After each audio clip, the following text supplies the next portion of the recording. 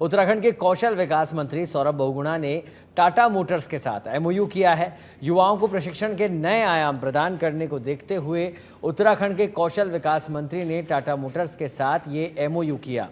इस बात को लेकर मंत्री सौरभ बहुगुणा ने बताया कि हमारा मानना है कि जो छात्र आईटीआई में पढ़ रहे हैं उन्हें बड़ी कंपनियों के साथ इंटर्नशिप करने का मौका मिले, जिससे उन्हें नए रोजगार मिलेंगे, साथ ही उनकी आर्थिक स्थिति को भी मजबूती मिलेगी।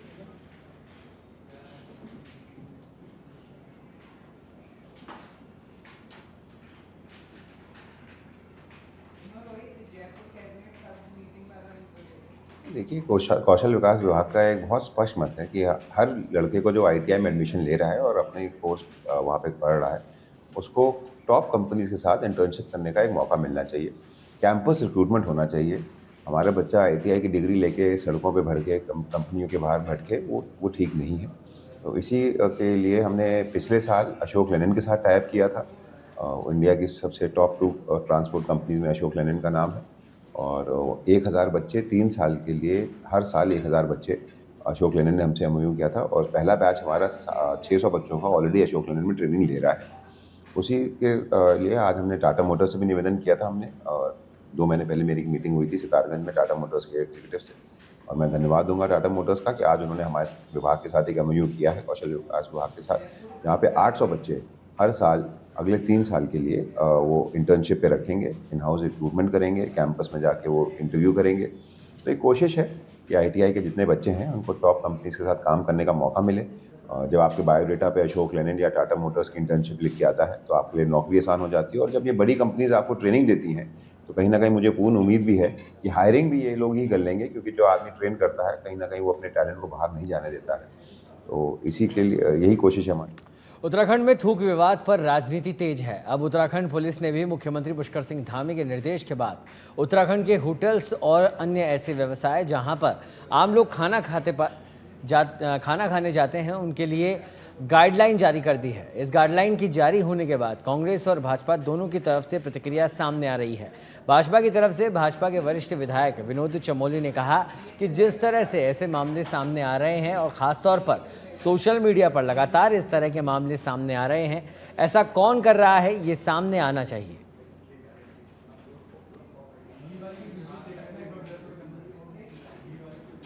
देखिए, बात सिर्फ मुख्यमंत्री की नहीं है। जिस तरह सोशल मीडिया पे चीज़ें लगातार चल रही हैं, तो अब ऐसा तो उचित नहीं है। उसमें कितनी सच्चाई है, क्या है, उसकी बात जांच पड़ताल होनी चाहिए। अगर इस प्रकार की कुरीतियाँ खड़ी होंगी तो निश्चित तौर पर ये टकराव भी बनेगा और एक ये मान के चलिए कि दोनों मतभेद खड़े होंगे, और जो लोग व्यवसाय कर रहे हैं उनके व्यवसाय पर इसका प्रतिकूल प्रभाव पड़ने वाला है। जिस तरह से बात चल रही है, तो मुख्यमंत्री का कोई भी इसको अलाउ नहीं करेगा। मुख्यमंत्री ने ठीक बात कही है, अगर ऐसा हो तो ठीक नहीं है, उसकी जांच पड़ताल और जहाँ से इस तरह की बातें चल रही हैं उसका समाधान होना चाहिए। देखिए, बात सिर्फ मुख्यमंत्री की नहीं है। खबर देहरादून से है, जहां पर सीएम पुष्कर सिंह धामी ने खाने पीने के सामानों में थूकने के मामले में बयान जारी किया है। उन्होंने कहा कि उत्तराखंड में थूक जिहाद, लव जिहाद नहीं चलेगा। मुख्यमंत्री धामी के निर्देशों के बाद अब उत्तराखंड पुलिस ने भी गाइडलाइन जारी कर दी है, जिसमें साफ कहा गया है कि होटल व्यवसाय हो या फिर अन्य स्थान जहां पर आम लोग खाना खाने जाते हैं, वहां पर अगर ऐसी घटनाएं सामने आती है तो कड़ी कार्रवाई की जाएगी। इसी के साथ कांग्रेस की प्रदेश प्रवक्ता का कहना है कि प्रदेश सरकार यह पता करेगी कि आखिर ऐसे कौन लोग हैं जो उत्तराखंड की शांत फिजाओं में जहर घोलने की कोशिश कर रहे हैं, तो यह बहुत अच्छा रहेगा।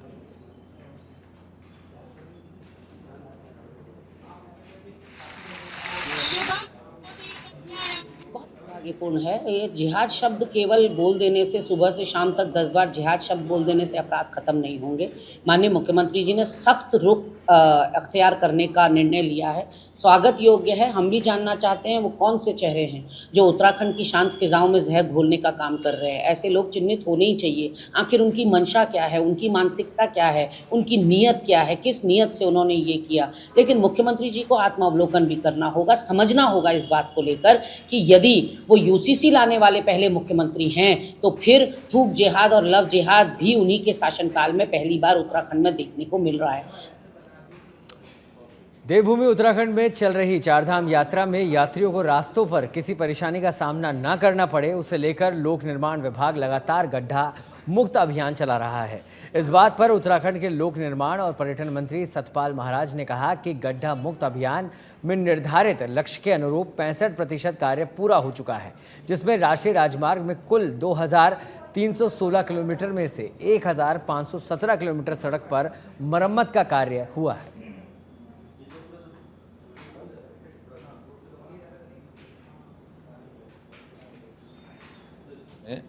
गड्ढा मुक्त अभियान के अंतर्गत कुल 2316 किलोमीटर सड़कों में से 1517 किलोमीटर सड़कों को गड्ढा मुक्त करने के अलावा पैच मरम्मत का कार्य पूर्ण किया जा चुका है। इस प्रकार लक्ष्य के अनुरूप 65% कार्य पूर्ण किया जा चुका है और भी हम तेज़ी से काम कर रहे हैं। इसके साथ साथ जो हमारी यात्रा है ये चल रही है। यमुनोत्री में 6,57,067 यात्री पहुंच चुके हैं, दर्शन कर चुके हैं। खबर देहरादून से है, जहां पर विगत 31 जुलाई को केदारनाथ धाम में आई आपदा के बाद विभागीय अधिकारियों ने नुकसान का आकलन कर शासन को प्रस्ताव भेजा है। पीडब्ल्यूडी और सिंचाई विभाग के कुल 41 प्रस्ताव में 48 करोड़ 36 लाख के नुकसान का अनुमान लगाया गया है। प्रदेश के आपदा प्रबंधन सचिव विनोद कुमार सुमन ने इसकी जानकारी दी है। उन्होंने बताया कि जिन 41 प्रस्तावों पर स्वीकृति प्रदान की गई है,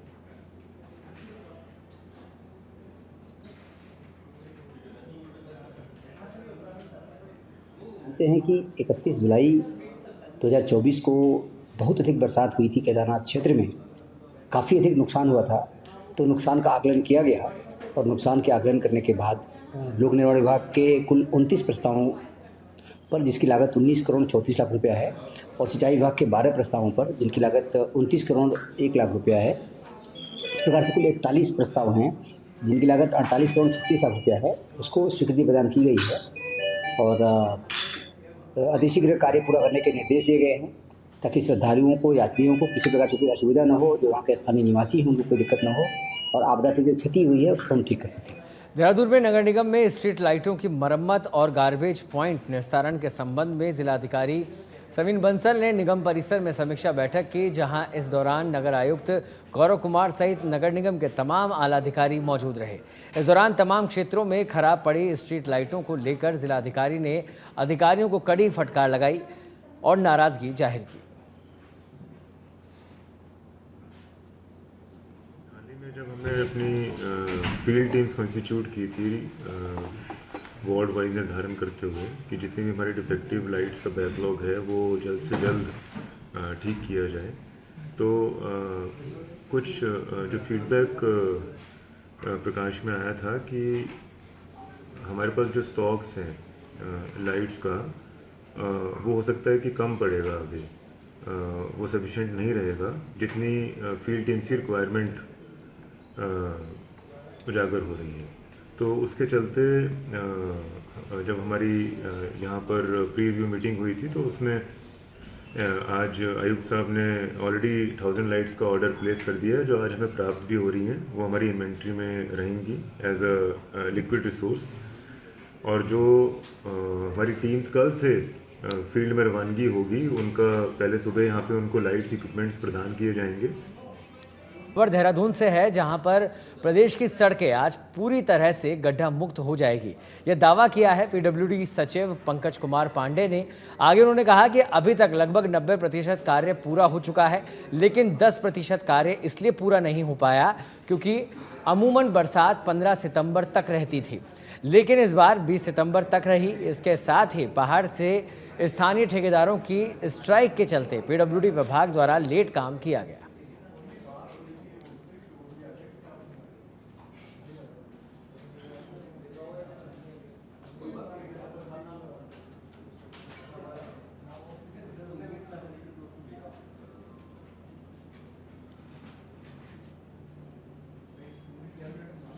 लगभग 90% काम कर चुके हैं पैच वर्क का। जो माननीय मुख्यमंत्री जी के निर्देश थे कि पूरे प्रदेश की सभी सड़कें गड्ढा मुक्त होनी चाहिए, लेकिन उसमें एक इशू जरूर रहा कि इस साल बारिश जो है, जो जनरली 15 सितंबर तक खत्म हो जाती है, इस बार 30 सितंबर तक बारिश होती रही, जिसकी वजह से थोड़ा डिले हुआ स्टार्ट करने में हम लोगों का काम। और बीच में क्या हुआ, जो हमारे लोकल ठेकेदार हैं, जो पहाड़ के जनपद के मेनली ठेकेदार हैं, उन्होंने भी स्ट्राइक की हुई थी, उनके कुछ इश्यूज थे, उस पर डिस्कशन चल रहा था। तो उसकी वजह से जल्दी से काम स्टार्ट नहीं हो पाया, लेकिन फिर भी मुझे ये बताते हुए खुशी है कि हम लोग 90% तक के आसपास पहुंच रहे हैं और पूरा उम्मीद है कि आज शाम तक, जो डेडलाइन है आज हमारी, आज हम लोग। उत्तराखंड पुलिस ने अगले 2 माह के लिए ऑपरेशन इस्माइल शुरू की है। आपको बता दें, इस ऑपरेशन के जरिए गुमशुदा बच्चों और लोगों को ढूंढकर उनके परिजनों को सौंपा जाएगा। कार्यवाहक डीजीपी अभिनव कुमार ने इसके लिए निर्देश जारी कर दिए हैं। साल 2015 से शुरू किए गए इस अभियान में अब तक 5,981 गुमशुदा लोगों को तलाश की जा चुकी है।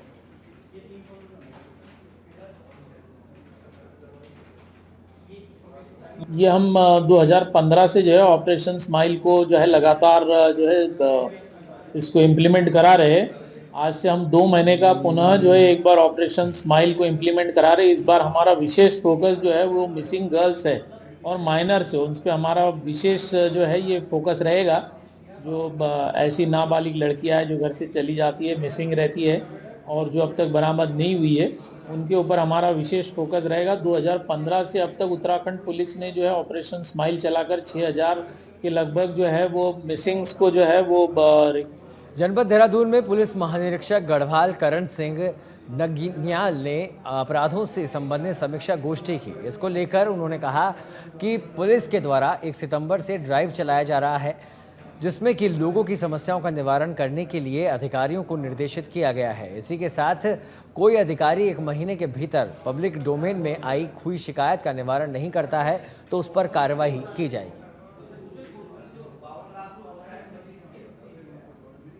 ड्राइव पुलिस में चलाया जा रहा है 1 सितंबर से और ये 10 तारीख तक। तो इसमें ये स्पष्ट था कि जितनी विवेचनाएं हैं पुराने, उसका निस्तारण किया जाए समयबद्ध, और जो उस मुलजिम है वांछित चल रहे हैं उनकी गिरफ्तारी सुनिश्चित किया जाए।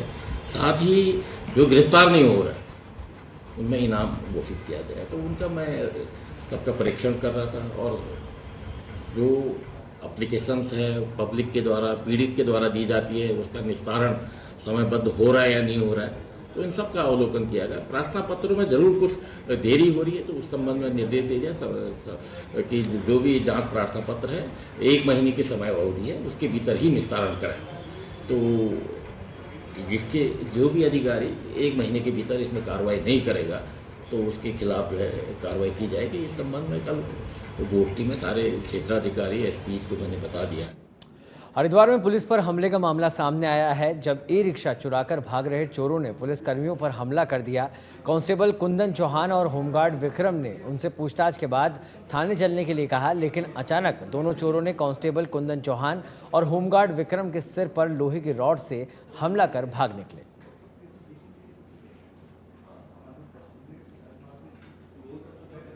रानीपुर कोतवाली क्षेत्र में देर रात्रि 3 बजे के आसपास जो हमारी चेतक मोबाइल है वो गश्त पे थी। इसी क्रम में जे ब्लॉक इंडस्ट्रियल एरिया जो हमारे चौकी क्षेत्र में पड़ता है, रानीपुर के ही गैस प्लांट चौकी क्षेत्र में, वहाँ पर एक स्कूटी और उसके साथ ही एक ई रिक्शा इनको आती हुई संदिग्ध दिखाई दी थी, जिससे पूछताछ करने पर जो अभियुक्तगण हैं उनके द्वारा कोई संतोषजनक जवाब नहीं दिया जा रहा था। इस क्रम में जब हमारे हेड कांस्टेबल कुंदन और उसके साथ में होमगार्ड के जवान विक्रम के द्वारा इनसे जब पूछताछ की जा रही थी, इसी क्रम में इन्होंने मौके का फ़ायदा उठाकर पुलिस पर हमला किया, जिसमें हमारे होमगार्ड है उसके सर पर चोट लगी, जिसे तत्काल हॉस्पिटल पर भिजवाया गया। अभी उसका वहाँ पर इलाज चल रहा है और हम सभी लोग इस पर वर्क करके जल्दी इसके खुलासे के लिए हम लोग लगे हैं।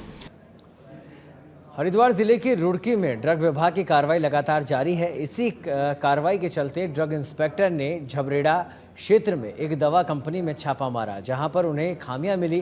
कंपनी के मालिक को नोटिस जारी किया गया है, साथ ही 5 दवा के सैंपल भी लिए गए हैं। इसी के साथ उन्होंने रुड़की और देहात क्षेत्रों में मेडिकल स्टोरों पर भी पहुंचकर औचक निरीक्षण किया। इस दौरान उन्हें वहां पर भी कई खामियां नजर आई, जिसके चलते उन्होंने कई मेडिकल स्टोर्स पर ताला जड़ दिया।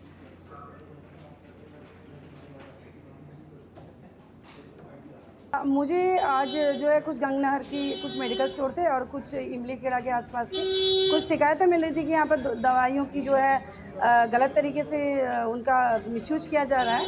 तो हालांकि मुझे दुकान पर से ऐसा कोई कुछ भी मिला नहीं है, बट जारी रहेगी कि अगर कोई घर पर रखता है तो घर पर भी तलाशी की जा सकती है।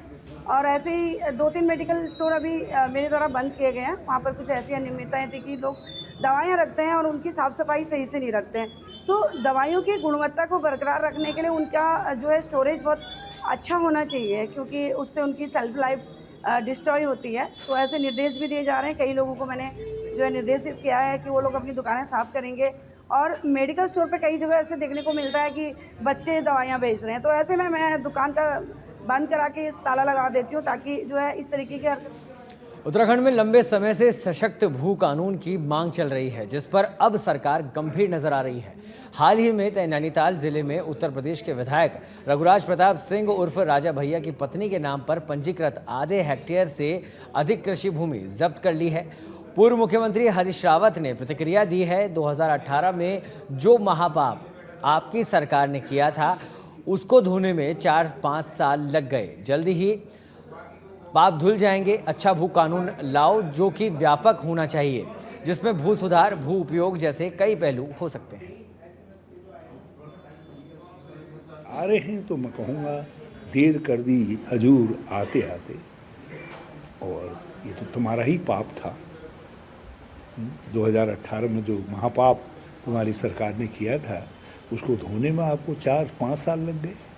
और अब अभी जितना विलम्ब करोगे उतना वो पाप आपके सर पर भी चढ़ता जाएगा। इसलिए जल्दी धो उस पाप को, जल्दी एक अच्छा भू कानून लाओ, और वो भू कानून व्यापक होना चाहिए। ऐसा नहीं है कि केवल ज़मीनों की खरीद से ही संबंध है, उसका संबंध भू सुधार से और दूसरी चीज़ों से भी, भू उपयोग से, उसके अलग अलग जो पहलू हैं सबके लिए होना चाहिए। यदि आ रहे हैं। उत्तराखंड के मुख्यमंत्री पुष्कर सिंह धामी के नेतृत्व में राज्य में स्वास्थ्य कानून व्यवस्था को सुदृढ़ बनाने हेतु निरंतर प्रयास किया जा रहा है। हाल ही में सोशल मीडिया पर होटल्स और ढाबों जैसे व्यावसायिक संस्थानों में खाद्य पदार्थों में थूकने की घटनाओं के वायरल होने के बाद मुख्यमंत्री के संज्ञान में यह मामला आते ही उनके निर्देशानुसार पुलिस महानिदेशक अभिनव कुमार ने सख्त कार्रवाई करने का आदेश दिया है।